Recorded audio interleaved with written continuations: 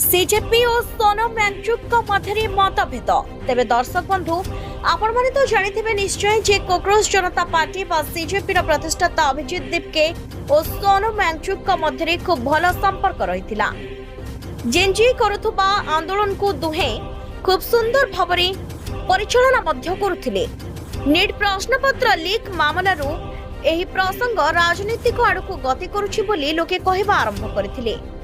अखिया अभ्या मध्य अनेक छात्र छात्री को रहिबाकू पड़िथिला ओ ता सहित अनिद्रा रे मध्य समाने अनेक राते काटिछंती। तथापि देश रे किछि नूतन नियम आनिबा पई सुधार आनिबा पई समस्त चेष्टा करथिले। आ जहार फल कि धर्मेंद्र प्रधान इस्तीफा देबाकू बाध्य होइथिले। तेबे सरकार को समाने विवश करथिले इस्तीफा देबा पई, कारण तांको कहिबा अनुसायी जदि आपण माने भार संभाली पारु नाहंती तेबे गादी छाडंतु।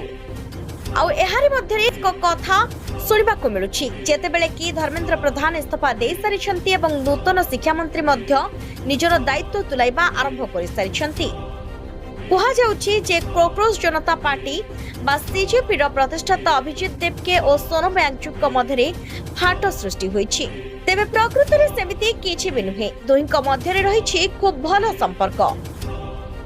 आंदोलन रे वांगचुक अवदान को भूली हेबो नाही बोली दीपके कहिसंती।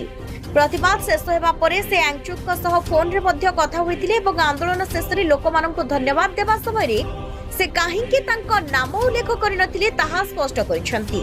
दीपके कहिसंती मु छात्र छात्री को धन्यवाद देथिली, कारण 20 जुलाई परे एही आंदोलन देशर छात्र और युवक मानकर आंदोलन रे परिणत होइतिला।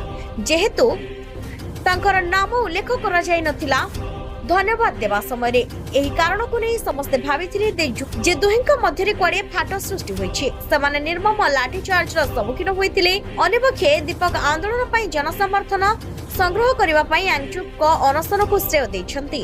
दीपक कहिसंती सोनम वांगचुक सार जो भली बलिदान दैछंती ताहा हम भूली परिबु नाही। से निज जीवन को बाजी लगाई 26 दिन धरि अनशन रे थिले। निज जीवन को बाजी लगाई से देश को जागृत करिसंती। निज जीवन को बाजी लगाई से देश को सरकार को प्रश्न करबा पई रास्ता को आनिसंती। तांको अनशन बिना शिक्षा मंत्री को इस्तीफा संभव होई नथांता। मु निजे तांको अनशन शेष करबा को निवेदन करिथिली बोली कहिसंती दीपके। तेबे कहबाकू गले दुहिंक मध्य कोनोसी भी फाट सृष्टि होइनी। यह केवल शुणा मिलुवा बेले दुहिंक संपर्क किंतु आग भली बेस भल अछि।